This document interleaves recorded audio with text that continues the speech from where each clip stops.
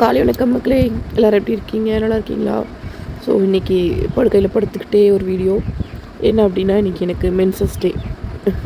அதாவது வீட்டுக்கு தூரம் ஆகிட்டேன், வயசுக்கு வந்துட்டு என்ன வேணால் சொல்லலாம்.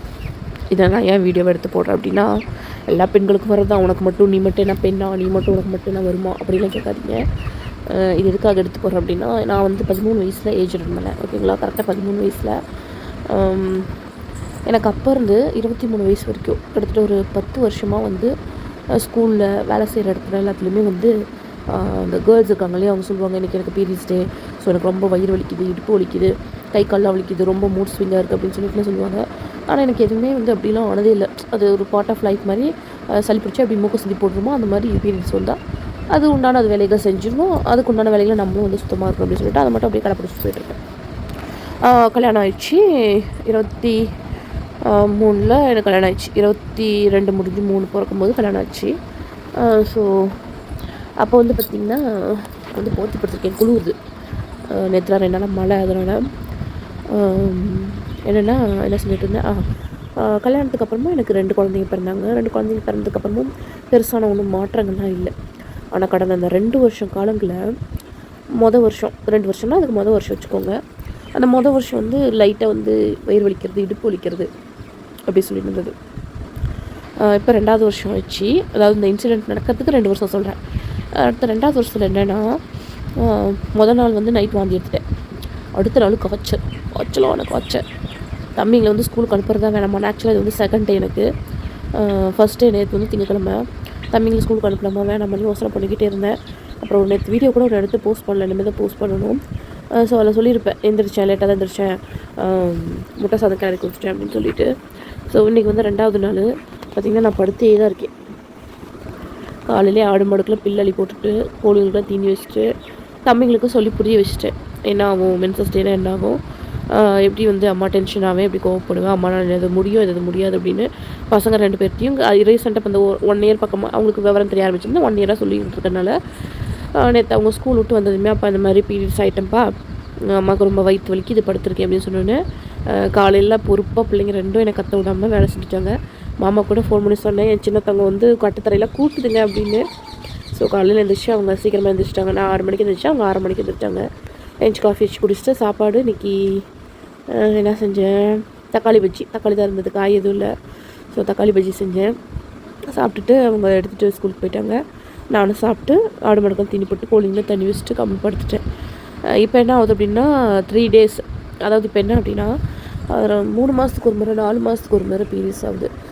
டாக்டர் கன்சல்ட் பண்ணலான்னு பார்த்தா அவள் என்ன சொல்கிறாங்கன்னா, உடம்புல வந்து ரொம்ப அனிமிக்காக இருக்கீங்க, பிளட்டே இல்லை, ஸோ அதனால் பீரியட்ஸ் வந்து அப்படி தான் வரும் அப்படிங்கிறாங்க. ஸோ அதனால் ரொம்ப கஷ்டமாக இருக்குது. அதாவது செகண்ட் டே, நேற்று ஃபஸ்ட் டேவாக கொஞ்சம் பரவாயில்ல. இன்றைக்கி செகண்ட் டேயில் என்னால் எந்த வேலையுமே செய்ய முடியல. அவ்வளோ பேக் பெயின் இருக்குது, அவ்வளோ வயிற்று வலி இருக்குது.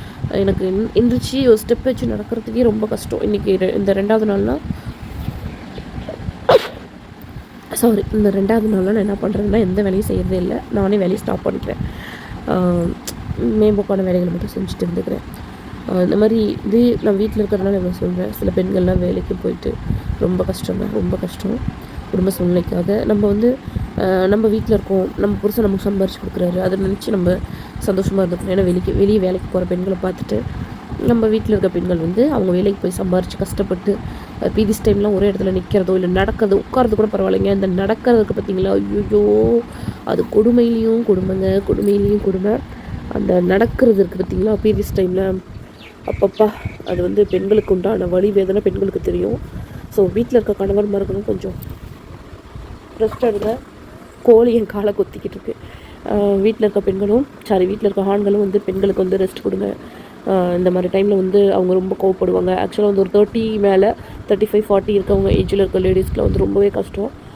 அம்மாவுக்கு வந்து பார்த்திங்கன்னா, எங்கள் அம்மாவுக்கு வந்து பீரியட்ஸ் நிற்கும் போது நான் தான் சொன்னேன், இந்த மாதிரி ஒரு 2 மாதத்துக்கு ஒரு முறை 3 மாதத்துக்கு ஒரு முறை வந்துச்சு பீரியட்ஸு.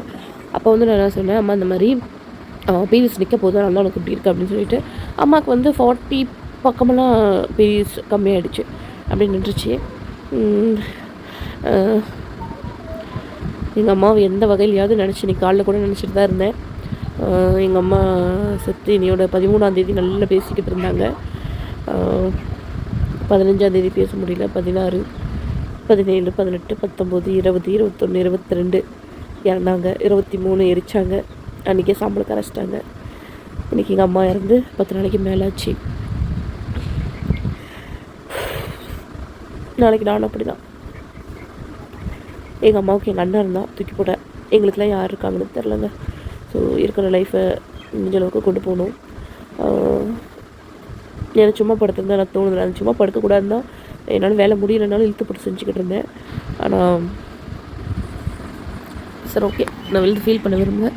ஸோ வீட்டில் இருக்க ஜென்ஸ் இதை யாராவது இந்த வீடியோஸ் பார்த்திங்கன்னா உங்களுக்கு வீட்டில் இருக்க லேடிஸ்க்கு இந்த மாதிரி டைமில் ரொம்ப சப்போர்ட் பண்ணுங்கள்.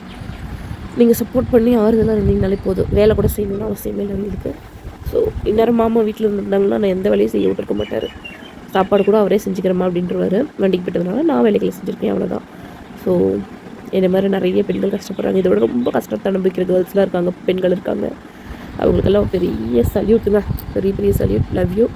ஸோ இந்த வீடியோ உங்களுக்கு பிடிச்சிருக்குன்னு நினைக்கிறேன். பிடிச்சிருந்தா மறக்காம நம்ம சேனலை சப்ஸ்கிரைப் பண்ணி சப்போர்ட் பண்ணுங்கள் மக்களே. பாய்.